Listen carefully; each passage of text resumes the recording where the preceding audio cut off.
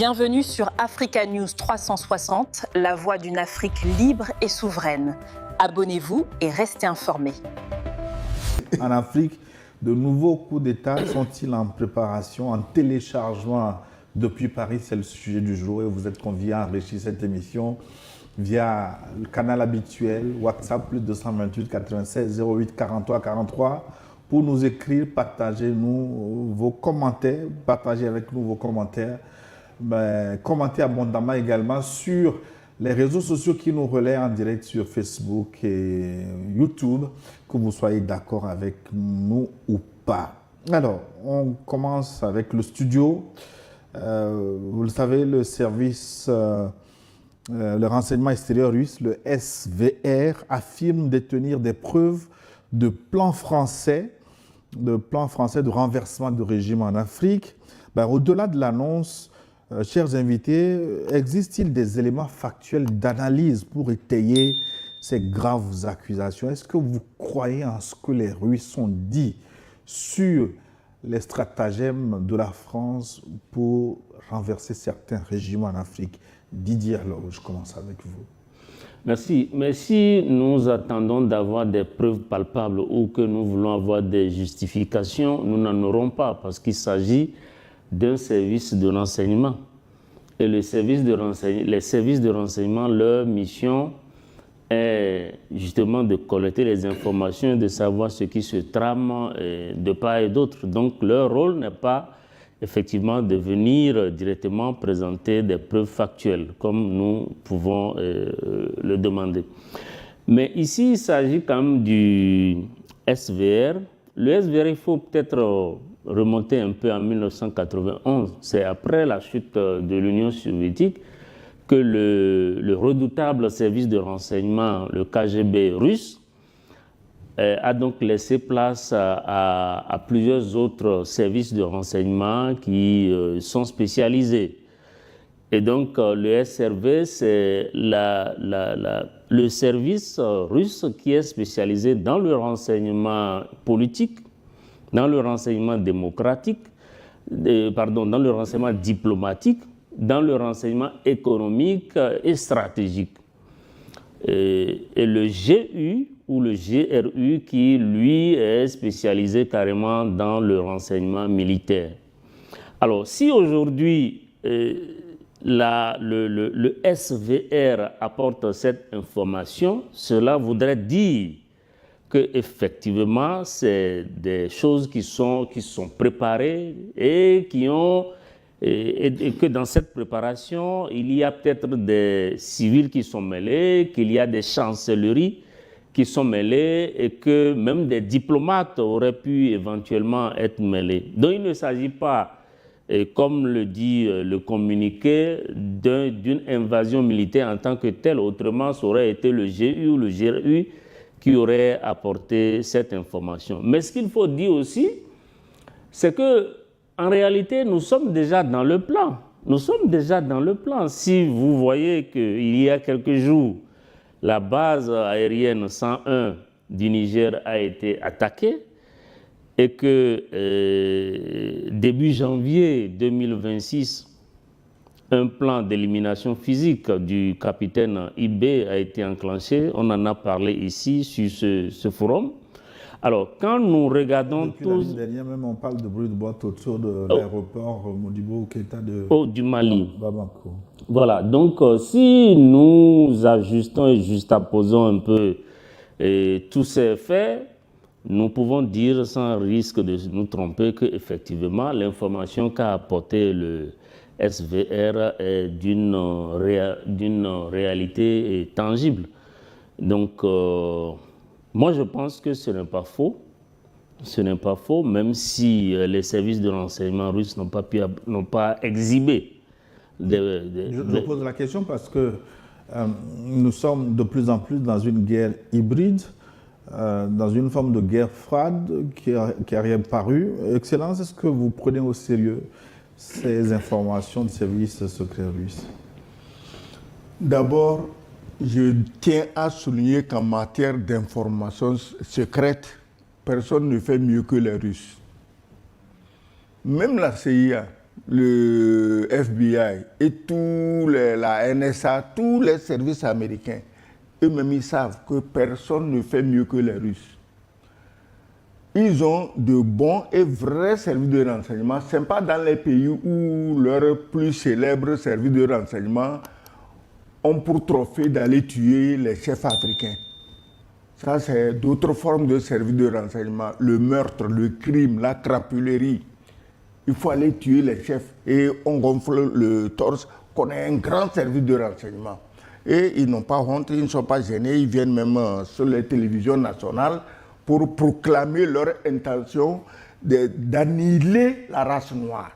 On va retourner les conquérir dans 10 ans. Ce n'est pas le SVR qui a inventé ça. Maintenant, pourquoi j'aimerais ici rendre un hommage mérité au service de renseignement russe. Ils n'ont fait que dire ce que nous-mêmes nous voyons. Didier vient de le souligner. Mais quand on planifie pour renverser Ibrahim Traoré, pas seulement pour le renverser, pour le finir physiquement, le SVR n'avait pas encore parlé. Quand on a comploté contre Assimi Goïta, on a fait le blocus énergétique. La France, je veux dire Macron, a envoyé ses bandits brûler toute une file de camions-citernes pour que Bamako, disons le Mali, soit dans l'obscurité. Le SVR n'avait pas parlé. L'attaque à Niamey, tu crois que c'était quoi? Mais c'était pour en finir avec le général Tiani. Le SVR n'avait pas encore parlé. Ça dit que nous, on avait déjà les preuves de ce que le SVR vient de dire. On a les preuves. C'est nous qui avons mal. C'est nous qui souffrons. On a les preuves. Le SVR n'a fait que confirmer ce que nous savons, ce que nous voyons, ce que nous vivons. Donc, il y a quelque chose.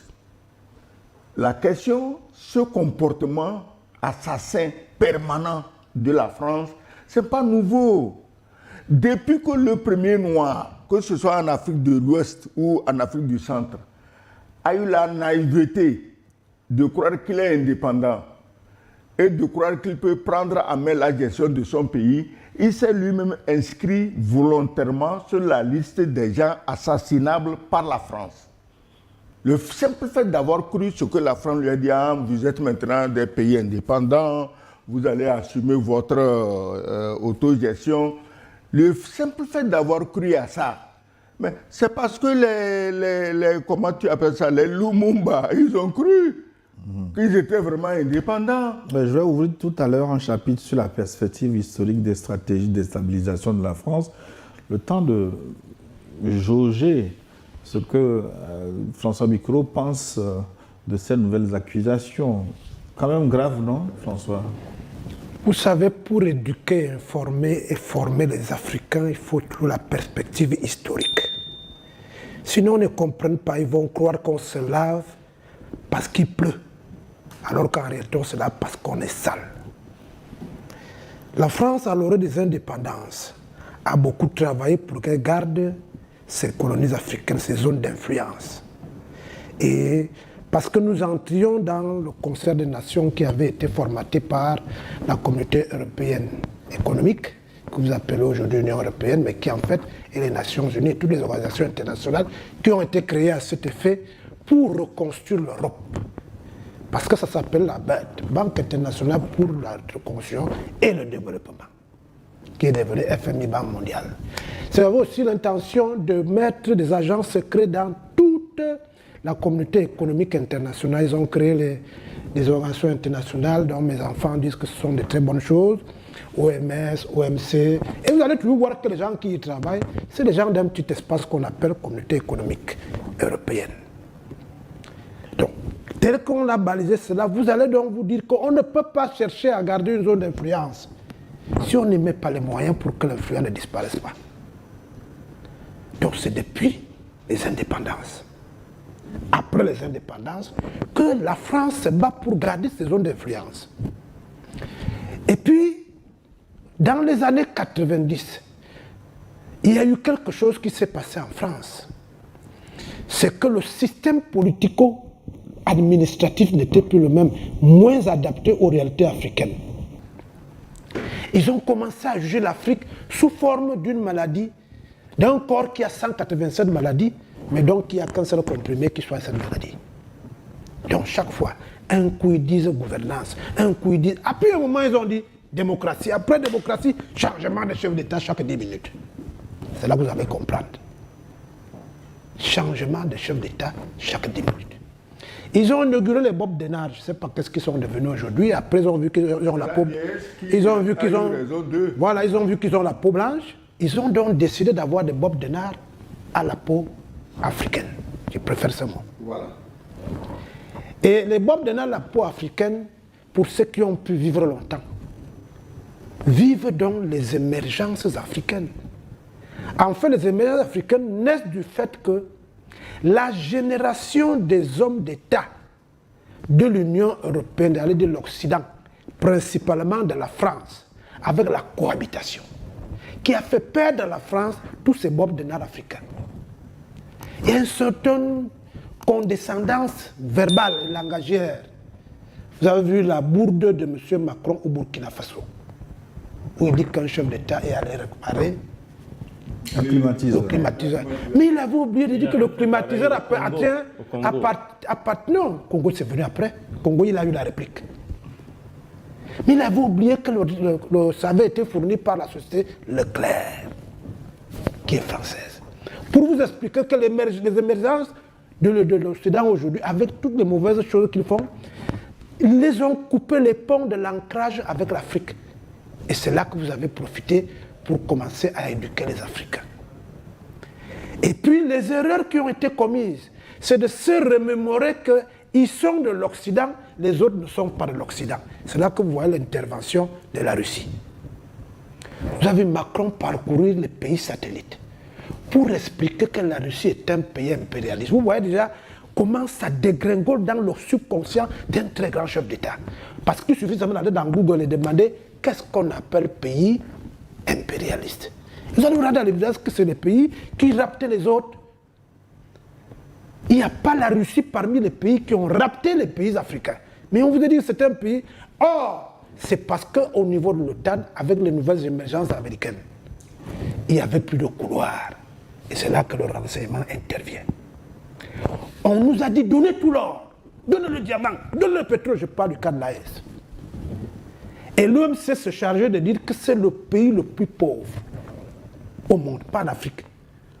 Et vous y tombiez tous sans se poser la question de savoir quels sont les éléments d'appréciation pour qu'un pays soit pauvre ou pas. Et on découvrait donc que la France est pays producteur de diamants, pays producteur de pétrole. On cherche vainement une relique de ces trucs au village. On n'en trouve pas. Donc au moment où je vous parle, l'effet d'avoir chassé la Russie prouve qu'il y a quelque chose qui ne va pas, une frilosité. Et nous nous sommes engouffrés, pas pour chasser les Français, pas pour chasser les Occidentaux, mais pour avoir une identité. Pourquoi l'identité crée un problème? C'est à ce niveau que le deuxième chantage, pour ne pas perdre les influences, est donc celui du renseignement. Vous avez vu un matin, les Maliens se sont réveillés avec un chef d'État, je crois qu'il s'appelait François Hollande. On a monté des gens là, puis on les monte à l'aéroport. Un grand chef est venu nous sauver. Mais mon Dieu, Tombouctou a été bombardé le jour où ils ont introduit l'armée au Mali. Si on vous raconte l'histoire de Tombouctou, vous comprenez ce qu'il veut dire. Ils nous ont donc dit qu'ils nous protègent. Et pour nous protéger, ils vont souvent nous dire là où vient l'ennemi. Et on se rend à l'évidence que pendant tout le temps où la France nous protégeait, le Mali, qui est le 4e continent de l'Afrique, était en train de s'amoindrir.